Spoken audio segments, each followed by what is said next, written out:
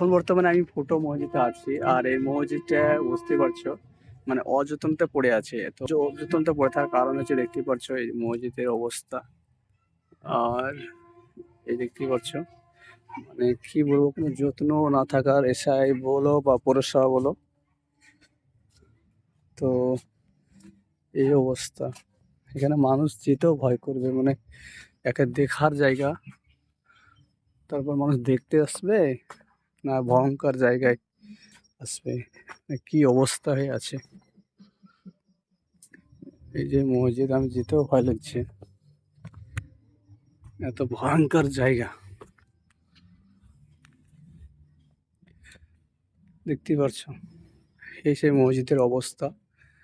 কাটার মসজিদকে যেন যত্ন করে রেখেছে, কিন্তু এই মসজিদটার কোনো যত্ন নয়, এর মধ্যে ঘাস পাতা সবকিছু একদম কি বলবো। তো এইটা হচ্ছে সেই, দেখো এখানেও সেই অবস্থা, এস প্লাস প্লাস প্লাসের অবস্থা চারিদিকে দেখতে পাচ্ছো গাইস। এই মসজিদটা সবাই কথা বলে যে এই মসজিদটা জিনেরা এক রাতে তৈরি করছিল। তৈরি করতে করতে হয়তো আহ, এই যেমন এই ফুটোটা আছে, এইটার ফুটো আছে, মানে এটা বন্ধ করা হয়নি তার জন্য এটা ফুটো মসজিদ বলে। তো দেখতে পারছো এইখানে তৈরি সেই করা হয়নি, তো এরকমভাবেই থাকা যায়। তো এই মসজিদের হয়তো কিছু গম্বুজ বা কিছু হয়তো এটা দেখতে পাচ্ছ ভেঙে পড়ে গেছে ওপর থেকে হয়তো। এমনভাবে এটা লাগালছে মানে কি দিয়ে যে বানাচ্ছে এখন অবধি এটাকে হিলে নেওয়ার মুশকিল। দেখতেই পাচ্ছ ছেনি মেরে মনে হয় ভাঙবে না।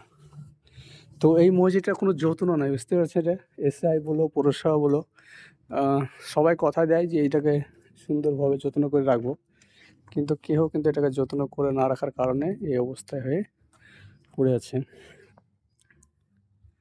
এই যে মসজিদের অবস্থা, এই সাইড বাঁশ জঙ্গল বাঁশঝাড়।